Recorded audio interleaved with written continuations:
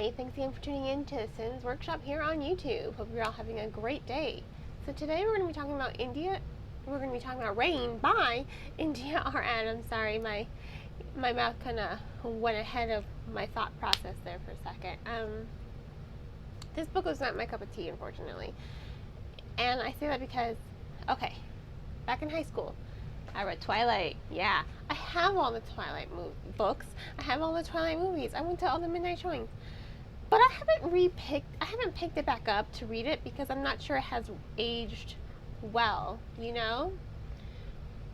I acknowledge that, and I don't want to tarnish that memory. This novel is pretty much Twilight, and not in a good way. I feel like, this doesn't sound mean, I feel like it's Twilight fanfiction. Ooh, I cringed saying that. Sometimes I don't want to be mean, you know. I'm trying really hard to sort of rein myself in here. I already, I listened to my podcast. I already recorded the podcast for this. I already have the review written down. And admittedly, I'm a little harsh in both of those, and I feel bad because, this author, there are a bunch of Facebook groups where authors, lots of self-published indie authors, they're trying to spread, they're advertising their book. As a self-publisher myself, I'm trying to build my own actual publishing business, but it's it's hard, and it's a lot of hard work. And so right now I'm just trying to focus on building Sin's Workshop as a brand first, book reviews, trying to build this up as a brand. So I understand how hard it is to get your stuff out there, your content out there. I understand, I'm still trying to build up this channel. So I completely understand where this author's coming from. I completely know the struggle. So when I saw this, the premise sounded really enticing, the cover looked really cool. I saw this, I contacted the author and be like, hey, I would love to review your book, right? She gave me a copy of the book. Great, awesome, read it. Ended up not liking it. I read 25% of it, and that was kind of really hard for me to do because, like I said, it really just reminded me a lot of Twilight. So maybe this book, this book is probably going to be for hardcore fans of Twilight, hardcore romance fans. I'm neither of those. I was a hardcore Twilight fan, back in high school, yeah, I was, I was tween. I have no regrets. But, I'm older now. I've read a lot more now, so I think my expectation of literature has probably grown. My tastes have probably become more different, with the more I read, and I'm just going to say that on that matter. But this novel really reminded me of Twilight, and not in a good way. Basically, you've got Gunnar, you've got Rixander, you've got Ryder, sorry. I just finished 2 books, and both male characters were, Riker and our names, so, but I'm getting better. See, told you I would get better. It's Ryder, Gunnar, and Rose. Okay, first of all, their dynamic is essentially, just Jacob, Edward, and Bella. And Rose is a lot like Bella. She's really a Mary Sue character, and I really can't stand Mary Sue characters because, I can't really relate to them at all. She really has no flaws whatsoever. And I think it's admirable of her character. She finishes school, father's dead, mother's really sick. She's raising her 2 siblings, but other than that, she doesn't really have any flaws. Like, she has no flaws. And you were thinking this type of situation, I think any person would have some sort of dark thoughts, occasionally some frustrations, but she doesn't have any of that, and it's kind of really annoying because it's unrealistic, and it doesn't really, I'm not able to connect to her as a character. And then you have Gunnar. Gunnar's her best friend.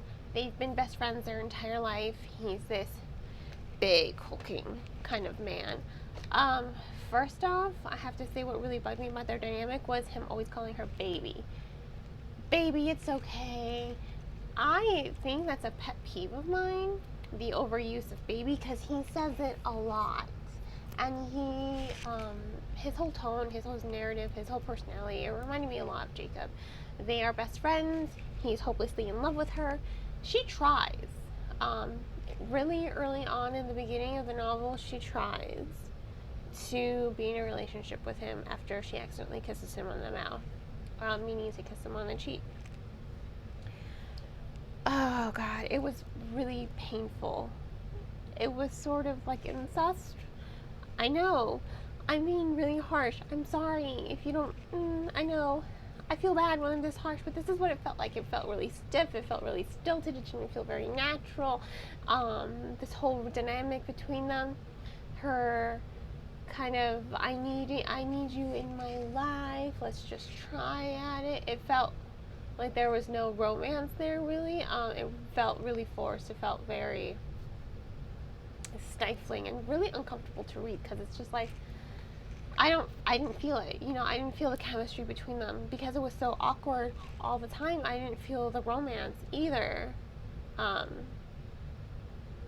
That's why I say it felt kind of like incest to me, because they've known each other their entire lives, but there's no really build of their romance to them. Her internal narrative is just her continuously saying, I think I like him, but I'm not sure, so I'll give it a shot. That's kind of like what her narrative sounded like to me throughout their entire relationship or attempt at a relationship, and it was really stifling. It was very uncomfortable because of that, because it wasn't really believable.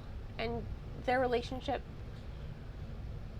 I think it was better as just friends, because at least I'm still completely annoyed by the use of the word baby. I think it's really overused in this novel, especially by Gunnar.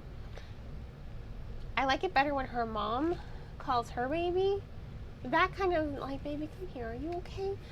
That kind of fit a little better within the context of the novel. I felt like the tone was there, it had the right usage, I felt like. But him, sorry, I know I'm finicking over my bangs again. Him calling her baby really, really bugged me. I was really, really thrown off by it. It made me feel very uncomfortable. I just didn't like it, to be put simply. Oh my God, and then you have Ryder. Basically, he's Edward. He's very stoic, very quiet. His language and thought processes are very kind of archaic, which didn't really fit because a lot of his people tend to integrate with society, because they're watchers. They watch. They're elves. He's from a race of elves, and they're sort of protectors of humankind, humanity. Great, that was a really good premise. I really liked that premise. It was interesting how the author decided to create these elves. I'll get into that in a second. But Ryder's never integrated with humanity. However, some of his closest friends have, and the fact that he doesn't know local or common colloquialisms really was a little unbelievable. It's like, really? You hang out with all these people who do integrate with society and know common slang, but you have no idea, no recognition of it. I find it hard to believe that common slang wouldn't at some point leak into their conversations. Um, I feel like when you meet people, you kind of we're like sponges, humans. We kind of just absorb everything around us. I never used to say yo, and then my boss, my former boss, who's amazing, I love her so much, we still text all the time.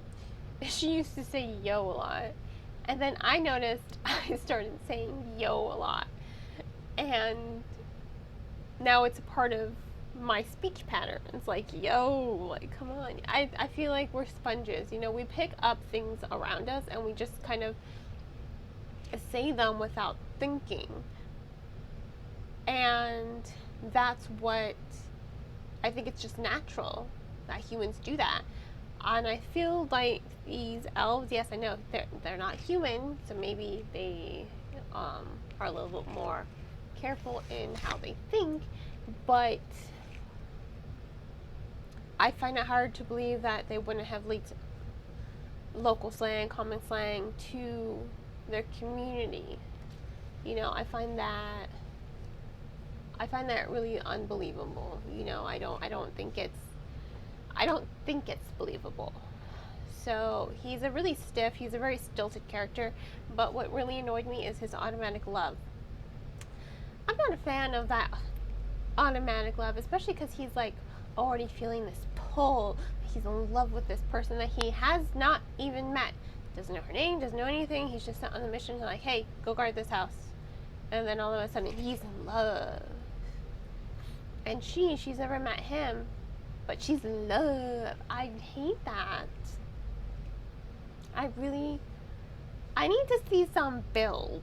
You see why I haven't read Twilight again? Because I really think I've read so much, and my tastes have just kind of broadened and grown, that I probably wouldn't appreciate it as much as I did back in middle school, high school, So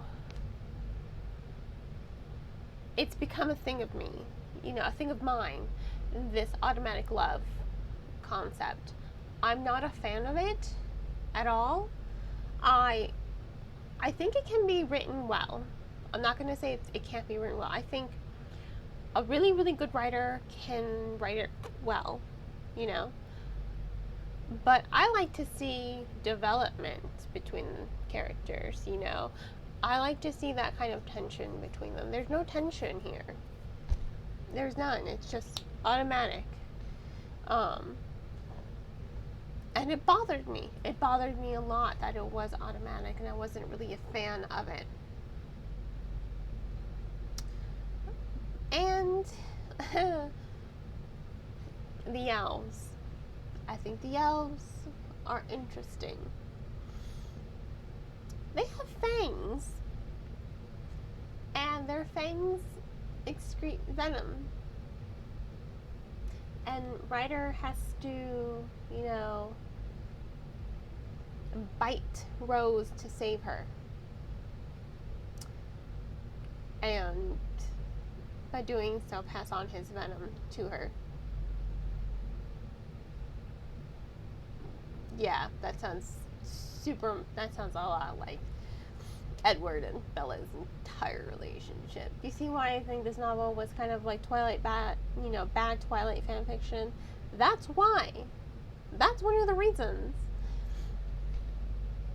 And I feel like I'm being harsh again. I'm trying to rein it in so I'm not like really harsh, because I feel bad.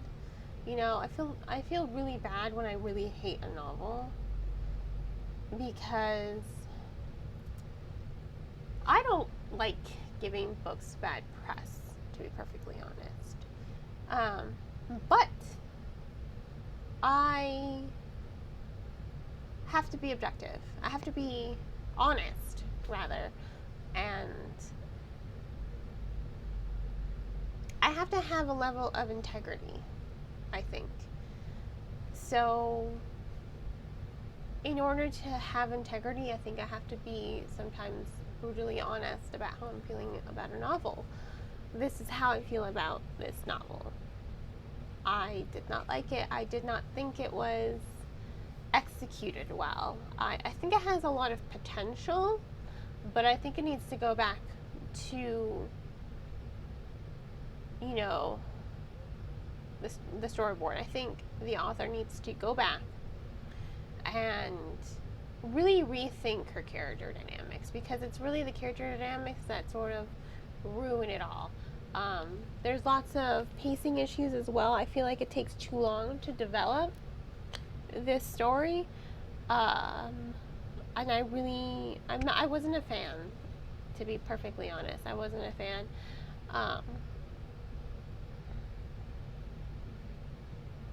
But, you know, this is just my opinion.